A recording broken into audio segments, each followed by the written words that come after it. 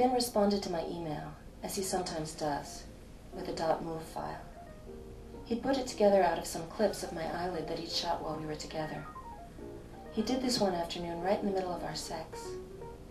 We'd been having sex, missionary style, which, frankly, is Ben's favorite, and of course my eyes were shut, but when I opened them, I saw that he was looking into them very intently as he pumped up and down. He slowed down a little and said, "Has your right eyelid always been that way?" I asked him what he meant. He said that he'd noticed that my right eyelid was a little lazier than my left. It's funny because I'm vaguely aware of this, but it's not the kind of thing that most people would notice. It's very subtle.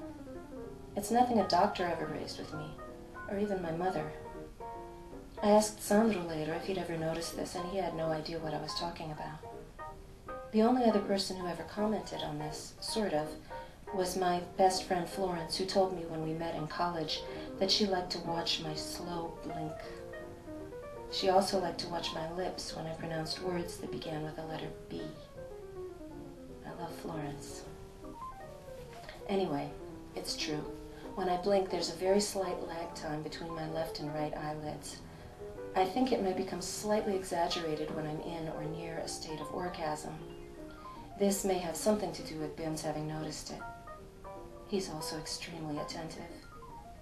So right then, in the middle of this, he pulled over one of those somewhat antiquated little eyeball-shaped webcams and started shooting some very low-resolution, grainy shots of the motion of my slightly retarded right eyelid. We weren't laughing. It was very intimate. It was sexy. At some point later, he also pointed that eyeball at my vulva, and I think that material came out looking very abstract and beautiful. But that's not what he sent me. Ultra-sensitive as he is, Ben wanted to show me we were looking each other in the eye, naked, with all our touching peculiarities.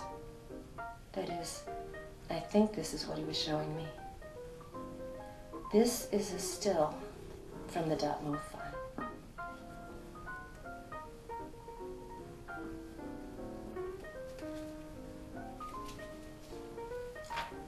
I found it very poignant.